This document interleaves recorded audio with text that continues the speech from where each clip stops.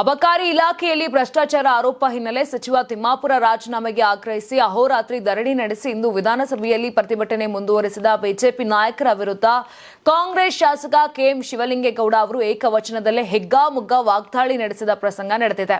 ವಿಧಾನಸಭೆಯಲ್ಲಿ ಬಿಜೆಪಿ ನಾಯಕರ ವಿರುದ್ಧ ಕೆಂಡ ಕಾರಿದ ಶಾಸಕ ಕೆಎಂ ಶಿವಲಿಂಗೇಗೌಡ, ನಿಮಗೆ ಏನಾದರೂ ಮಾನ ಮರ್ಯಾದೆ ಇದೆಯಾ? ಇದು ಅಸೆಂಬ್ಲಿನ ಅಥವಾ ಡ್ಯಾನ್ಸ್ ಮಾಡೋಕೆ ಬಂದಿದ್ದೀರಾ? ನಾವು ಧರಣಿ ಮಾಡುತ್ತೇವೆ, ಆದರೆ ಈ ರೀತಿಯಾಗಿ ಮಾಡಿಲ್ಲ. ನಿಮ್ಮ ರೀತಿ ಕೆಟ್ಟ ಜನರನ್ನ ನಾನು ಎಲ್ಲಿಯೂ ನೋಡಿಲ್ಲ ಎಂದು ಜಾಡಿಸಿದ್ದಾರೆ. ನನ್ನನ್ನು ವೈಯಕ್ತಿಕವಾಗಿ ಟಾರ್ಗೆಟ್ ಮಾಡಲಾಗಿದೆ ಎಂದು ಆಕ್ರೋಶಗೊಂಡ ಕೆಎಂ ಶಿವಲಿಂಗೇಗೌಡ ಬಿಜೆಪಿ ಸದಸ್ಯ ಶರಣು ಸಲಗಾ ಸೇರಿದಂತೆ ಇತರರ ವಿರುದ್ಧ ರೊಚ್ಚಿಗೆದ್ದಿದ್ರು. ಇಂತಹ ಕೆಟ್ಟ ವಿಪಕ್ಷವನ್ನು ದೇಶದಲ್ಲೇ ನಾನು ನೋಡಿಲ್ಲ. ಇವರನ್ನು ಕೂಡಲೇ ಹೊರಗೆ ಹಾಕಿ. ನನ್ನ ವಿರುದ್ಧ ವೈಯಕ್ತಿಕವಾಗಿ ಟಾರ್ಗೆಟ್ ಮಾಡ್ತಿದ್ದಾರೆ. ಇದು ಕೆಟ್ಟ ವರ್ತನೆ. ಕೊಬ್ಬರಿ ಬಗ್ಗೆ ಯಾರು ಹೋರಾಟ ಮಾಡಿದ್ದರು ಎಂದು ಅರಸೀಕೆರೆಗೆ ಹೋಗಿ ಕೇಳುವಂತ ಶರಣು ಸಲಗರ್ ಅವರನ್ನ ಏಕವಚನದಲ್ಲೇ ತರಾಟೆಗೆ ತೆಗೆದುಕೊಂಡ್ರು.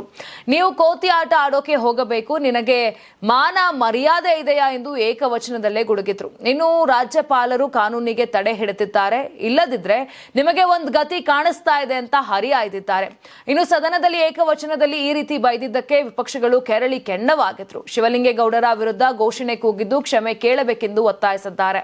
ಅಂತಾರಾಷ್ಟ್ರೀಯ ವಾಣಿಜ್ಯ ಮೇಳ 2026 ಫೆಬ್ರವರಿ 6, 7, 8 ಬೆಂಗಳೂರಿನ ಅರಮನೆ ಮೈದಾನದ ತ್ರಿಪುರವಾಸಿನಿಯಲ್ಲಿ ಆಯೋಜಿಸುತ್ತಿದೆ. ಇದು ಕರ್ನಾಟಕ ಕೃಷಿ ಇಲಾಖೆ ಪ್ರಕಟಣೆ. ಯಾರಾಗ್ತಾರೆ ಎಂಎಲ್ಎ ಅಭ್ಯರ್ಥಿ 2028 ಶೀಘ್ರದಲ್ಲೇ.